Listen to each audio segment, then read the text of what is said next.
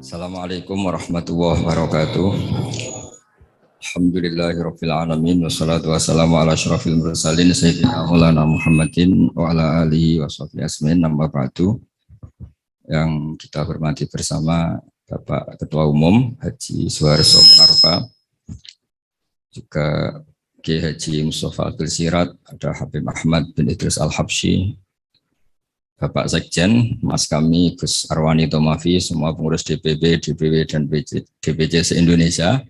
Di sini di pondok kami ada Gus Hakim Hashim, ada Ketua DPC P3, adik saya, Umam, Zaimul Umam, ada Gus Rosid, Sekjen, ada Mbah Win, ada Mbak Janah, masih keluarga semua di sini. Saya diminta untuk tausiah merawat apa ini judulnya apa? Merawat persatuan dengan pembangunan. Sedikit cerita di beberapa polemik keilmuan. Ada satu antitesis bahwa pada akhirnya itu ya yang menjadi akhir dari perjuangan itu diantaranya kemenangan. Di beberapa khazanah yang saya baca karena keilmuan itu yang saya tekuni. As-solahiyah atau al-mulkiyah la tunafis solahiyah. Jadi kemenangan baik dengan bentuk apapun, asal dengan cara yang baik, itu tidak berlawanan atau tidak menghilangkan status kesolehan. Jadi di antara sifat-sifat para nabi itu disebutkan Allah faqad ataina ala Ibrahimal kitaba wal hikmata wa atainahum mulkan azima. Jadi di antara sifat para nabi adalah diberikan mulkan azima. Diberikan kekuasaan yang besar. Tentu besar itu bisa dengan arti menang, tapi menang demi kebaikan. Di sini saya diantaranya pernah menulis Al-Intisar Limadzahibi Syekhina tentang pilihan-pilihan manhaj atau metode Mbah Maimun yang tentu bersanad sampai Wali Songo juga tentu sampai Rasulullah Shallallahu Alaihi Wasallam. Ada khazanah yang selalu dibaca kita di kitab Ihya yang berbunyi Ra'sul Akli Ba'daddin At-Tawaddud ilan nas Wastina'ul ma'ruf ila kulli barrin wa fajirin. Jadi setelah akal kita mengantarkan iman kepada Allah Ta'ala, tugas kita sebagai manusia itu berperilaku simpatik at-tawaddud ilan nas ya. Saya ulang lagi ya. Kita punya akal. Akal kita, kecerdasan kita untuk merumuskan, mengantar kita menemukan Tuhan, menemukan Allah, menemukan Tuhan yang Maha Esa. Kedua, at-tawaddud ilan nas. Akal kita kerahkan, kita pakai untuk supaya kita ini berperilaku simpatik. At-tawaddud ilan nas. Karena awal orang ikuti kita itu kalau simpatik dengan kita. Dulu kita sering dengar cerita-cerita kuno, kalau orang merebut kerajaan itu ya lewat kesaktian. Bahkan cerita-cerita kuno itu kalau antar orang sakti ingin menguasai perempuan yang cantik itu juga adu kesaktian sampai ada yang meninggal. Lalu era modern di seluruh tren dunia itu ditemukan sistem kompetisi yang sehat. Sehingga yang menang itu aturan mainnya ditentukan. Entah dipilih secara mayoritas, entah dengan kualifikasi apa, tapi yang jelas itu dihindari safkud dima, yang namanya pertumpahan darah. Jadi itu yang paling lama yang kita ikuti. Disebut wa'id akhadna saqakum latasfikuna dima'akum. Jadi pertama yang harus kita hindari dalam kompetisi, jangan sampai ada pertumpahan darah. Sehingga di antara kebesaran Sayyid Hasan bin Ali ketika dipuji Rasulullah Shallallahu Alaihi Wasallam, Inna bni hadalah sayyidun wa inna wa ta'ala sayuslihu bi baina fi'atin azimatin.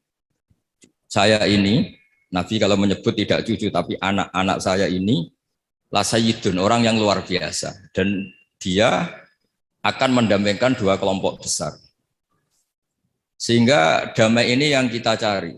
Termasuk kalau saya maknai kenapa dulu Mbah Maimun berpolitik, keluarga kami ya, bapak saya, Pak D. Taifur, Mas Arwani, Sekjen itu juga berpolitik. Itu bukan masalah politik sebagai rebutan kekuasaan, tapi sebagai bahwa kompetisi dengan cara yang menghindari pertumpahan darah. Kita punya cara untuk seni ya, kalau boleh dibahasakan seni merebut kekuasaan tapi menghindari pertumpahan darah. Ini penting. Jadi kata kuncinya itu hindari safkut dima, pertumpahan darah.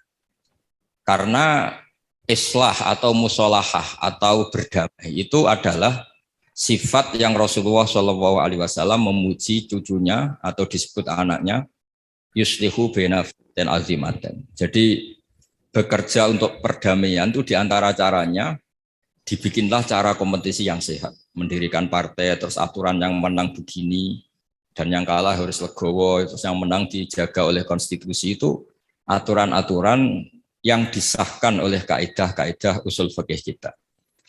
Terus wastinaul ma'ruf ila kulli barrin wa fajirin, dan berbuat kebaikan pada orang baik maupun orang tidak baik, fajir. Kita tahu dalam kaidah sosiologi al-insan abdul ihsan, manusia itu pasti budak kebaikan. Jadi kalau ada orang ya bisa baik bisa buruk, mentalnya belum jelas. Kalau sowan orang baik dimarahin terus, kalau sowan orang, kalau dolan ke orang buruk dijamu, dikasih makan, dikasih kopi gratis, sementara ke orang baik hanya dimarahin. Kira-kira bandulnya kemana? Pasti ke orang yang jelek ini. Karena manusia itu budak dari kebaikan. Al-insan abdul ihsan. Maka dibutuhkan legowo. Orang-orang baik itu juga harus baik. Wastinaul ma'ruf ila kulli barrin wa fajirin. Berbuat kebaikan kepada orang baik maupun orang yang tidak baik. Ada sebuah riwayat yang diriwayatkan kitab Sahih. Itu luar biasa orang yang baik. Kemudian dia berjanji malam ini mau sedekah. Lalu sedekah itu dikasihkan kebetulan kepada zaniyah, kepada orang yang kurang baik. Geder. Karena orang baik kok bersedekah sama orang yang kurang baik. Tusuddiko ala zaniyatin. Ada yang baca tasoddako ala zaniyatin. Setelah gunjingan belum selesai, malah dia sedekah lagi ke sarik. Sarik itu ya kira-kira maling atau copet. Geger lagi orang baik kok bersedekah sama copet.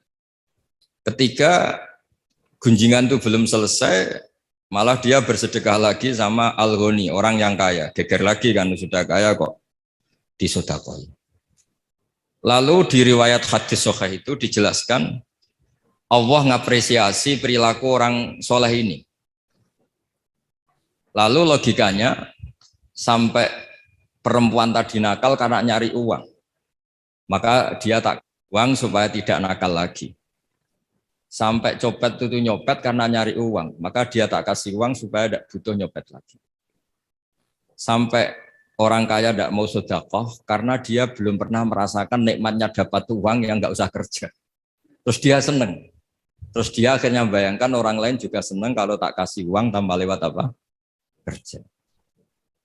Artinya begini, jangan kira dulu semua orang soleh itu terus menciptakan komunitas soleh. Enggak. Orang soleh dulu itu punya hati besar untuk berkompetisi mengelola supaya juga simpatik di depan orang-orang yang tidak soleh. Sehingga di antara kelebihan Rasulullah SAW musuhnya saja percaya. Sehingga beliau disebut Al-Amin. Musuh-musuhnya itu kalau titip uang itu sama Nabi, karena Nabi itu Al-Amin, nggak mungkin khianat. Jadi semua cerita Nabi itu mesti dimulai dari ukuran itu musuhnya saja percaya. Karena Nabi terkenal tidak mungkin ingkar nopo janji. Ini penting saya utarakan dalam konteks Indonesia. Jadi dulu tradisinya orang-orang soleh itu yang ngelola orang yang macam-macam supaya yang tidak soleh itu ikut soleh. Tapi yang jelas tidak memposisikan bermusuhan atau berhadap-hadapan. Ini penting menjadi kearifan bersama. Sehingga di kitab saya ini di beberapa riwayat disebut wastinaul ma'ruf ila kulli barrin wa fajirin. Jadi di antara ciri utama orang-orang baik adalah berbuat kebaikan dengan siapapun atau kepada siapapun. Lalu berikutnya ada cerita tentang Ini saya baca Arabnya mungkin supaya nanti dikoreksi oleh yang menekuni ini. Dalam kitab Khilyatul Auliya, Sufyan bin Uyainah ini termasuk gurunya Imam Syafi'i. Kana Isa wa Yahya alaihi wassalam ya'tiyanil qaryah fa yas'alu Isa an syirari ahliha wa yas'alu Yahya an khiyari ahliha. Faqala lahu Yahya lima tanzilu ala syirarin nas qal inama ana tabibun udawil mardo. Ini dalam kitab Khilyatul Auliya juz 1 halaman 323. Naskah ini saya tulis ketika Mbah Mun masih sugeng dan sering saya konfirmasikan, saya mintakan fatwa istifta ke beliau, minta istirsyad. Nabi Isa itu seperiode dengan Nabi Yahya. Nabi Isa itu bawaannya sering kumpul orang macam-macam. Jadi orang macam-macam itu tidak musuhnya orang soleh yang jelas. Orang macam-macam itu tidak musuhnya orang soleh. Nabi Yahya itu kalau ke kampung-kampung suka kumpul yang soleh-soleh. Karena kumpul orang soleh itu enak, nyaman. Kalau Nabi Isa enggak. Beliau itu kumpul sama orang yang macam-macam. Terus ditanya, lima tanzilu ala syirorin nas. Kenapa kamu hidup atau membina komunitas yang syirorin nas, orang-orang tidak baik? Terus kata beliau, innama ana tabibun udawil mardo. Saya ini ibarat dokter. Di mana dokter itu yang ngobati yang sakit. Jadi kalau kita mau menemukan obat untuk pandemi tertentu, tentu kita meneliti daerah yang jadi sentra pandemi, bukan daerah yang sehat. Tapi apapun itu, yang tekanan kami di sini adalah kita harus punya tradisi bahwa tidak memposisikan saudara kita sebangsa, senegara. Karena kondisi berbeda, terus itu posisi kita musuh, itu yang harus kita hindari. Karena kita ini saudara, seiman, kalau tidak seiman ya sebangsa, senegara, kalau tidak ya sekemanusiaan. Sehingga ini penting sebagai dalil ketika Nabi Isa ditanya, kenapa lima tanzilu ala syirorin nas qol inama ana tabibun udawil mardo. Saya ini ibarat dokter, di mana-mana dokter itu yang mengobati orang sakit. Terus ada sahabat yang pilihannya itu tegas. Walhasil saking tegasnya itu ditanya sama sahabat lain namanya Abdurrahman bin Auf, yang keras namanya Sayyidina Umar. Ketika ditanya, Sayyidina Umar jawabnya itu unik. Ya Abdurrahman, wawah laqad lintu linnas hatta khasyitu wa fillah. Summa shtaddattu alaihim hatta khasyitu wa fi syiddah. Fa'inal makhraj. Faqama Abdurrahman yabki yajurru rida'ah yaqulu biyadihi ufillahum ba'dak. Jadi saya beri analogi. Kalau kita punya keluarga yang nakal sekali. Misalnya perempuan yang sering pacaran seenaknya nakal sekali. Kita sebagai keluarga, sebagai orang tua atau paman atau pakde, pokoknya keluarga. Kalau Anda terlalu keras, maka ponakan Anda tidak pernah main ke Anda. Anda tidak punya kesempatan bina dia, karena Anda terlalu keras. Dolan ke Anda aja nggak berani. Tapi kalau Anda terlalu lunak, maka dianggap melegitimasi dia pacaran. Dia main ke rumah kamu dengan cowoknya, tidak kamu tegur, macak yang nggak benar, tidak kamu tegur, pakaiannya seronok, tidak kamu tegur. Maka dia mengira, wah Pak D saya yang diai membiarkan saya, itu dianggap legitimasi. Jadi kalau terlalu lunak dianggap melegitimasi kebatilan, terlalu keras, orang seperti ini tidak akan bersentuhan dengan Anda, sehingga Anda tidak bisa bina. Sehingga kata Sayyidina Umar, berpikir kayak saya ini susah kan. Saya terlalu keras, juga takut Allah. Sikap ini ditegur Allah, karena tadi kalau terlalu keras tidak punya kesempatan bina. Kalau terlalu lunak saya juga takut ditegur Allah, karena itu dianggap melegalkan kemaksiatan atau kemungkaran. Fa'inal makhraj, sebenarnya kita jadi manusia itu tidak punya banyak pilihan, tidak punya banyak jalan keluar, tidak banyak solusi. Lalu intinya hidup ini kita harus jaga jaga perdamaian, jaga apalah. Makanya di sini merawat dengan cara pembangunan, karena Mbah Mun dulu sering guyon kadal fakru ayakuna kufran, itu kalau beliau nafsirkan fakir itu radoso, fakir itu takdir kan, sing mari dosa gampang muring-muring kan. Jadi kata itu sebenarnya fakir itu nggak masalah, cuma bawaan orang fakir itu gampang emosi. Misalnya gini, Anda punya pembantu mecahkan piring satu, saat itu Anda punya uang 100 juta, kayaknya tidak gampang marah. Jadi kalau piring itu pecah, padahal nggak sengaja, pas itu uang Anda tinggal 10.000, mau beli rokok tidak kuat, mau belanja tidak kuat. Itu kayaknya piring tidak usah pecah saja, bawaannya sudah kudu marah. Gitu. Makanya terus banyak rapat-rapat gampang marah ya karena nggak dikasih uang itu yang itu yang masalah itu. Jadi tapi yang ikhlas ya. Alhamdulillah. Yang realistis bahwa uang penting ya banyak. Jadi itu antara orang ikhlas dan orang realistis. Tapi apapun itu dari cerita-cerita di kitab ini atau khazanah-khazanah ini, semua perilaku orang-orang dulu, Nabi Isa, para wali songo, para guru-guru kita, ya utamanya Kiai Haji Maimun Zubair yang didikannya tentu membentuk saya, Kiai Haji Mustafa Akil membentuk semua teman-teman yang alumni itu tidak ada tradisi menganggap orang yang beda dengan kita ini musuh. Ini penting karena memang bapak saya dulu kalau ngandani saya itu, kiai itu bengkel, nak rawani dandani sepeda rusak, ora usah jadi kiai. Jadi kiai itu bengkel, kalau nggak terima motor rusak, ya nggak usah jadi bengkel, jadi dealer saja, jual yang baik tok gitu. Jadi ini penting saya utarakan sehingga sebetulnya memang beragama ya, menjaga kemajmukan, menjaga Indonesia itu harus berhati besar. Yang terakhir ayat yang sering diulang-ulang Mbah Maun itu laisa laka minal amri syai'un aw yatuba alaihim aw yu'adzibahum. Allah yang Tuhan saja menyikapi orang zalim itu pilihannya dua, bisa Allah menyiksa itu wilayahnya Allah karena dia yang Tuhan. Kedua memberi tobat. Jangan-jangan kita menvonis dia buruk kemudian ternyata Allah memberi tobat. Dulu orang-orang yang musuhi Rasulullah yang kita kira su'ul khotimah ternyata banyak yang akhirnya ashabu Rasulillah menjadi sahabat-sahabat Nabi yang luar biasa. Dulu perang Uhud Nabi kalah itu karena panglima mereka itu Khalid bin Walid. Tapi akhirnya Khalid bin Walid itu masuk apa? Islam dan menjadi panglima yang luar biasa. Sayyidina Umar dulu musuhi sekali sama Nabi. Dan dia ketemu Nabi itu mau niat bunuh, tapi itu awal dari dia masuk Islam. Dia mau bunuh Nabi terus ketemu temannya. Kamu kemana? Saya nyari Muhammad. Karena dia merusak agama kita, kata Umar. Tidak usah nyari Muhammad, adik kamu sekarang sudah ikut aliran. Ya, zaman itu disebut ikut agama Muhammad. Setelah ke adiknya, ternyata adiknya baca Quran sama suaminya. Kemudian itu menjadi awal Islamnya Sayyidina Umar. Kita tidak pernah tahu. Awal Islamnya Umar itu setelah ingin mencari Nabi, ingin membunuh Nabi. Tapi ketemu temannya, terus diingatkan adiknya sudah Islam, dijemput, kemudian malah akhirnya dia masuk Islam. Khalid bin Walid itu dalam banyak khazanah disebut, dia masuk Islam itu karena melihat orang Islam kalah. Dia dengar-dengar, ya memang dengar, kalau Rasulullah itu pesan jangan pernah kamu keluar dari gunung.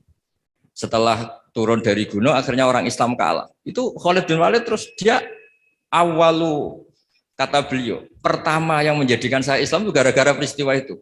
Ini orang luar biasa.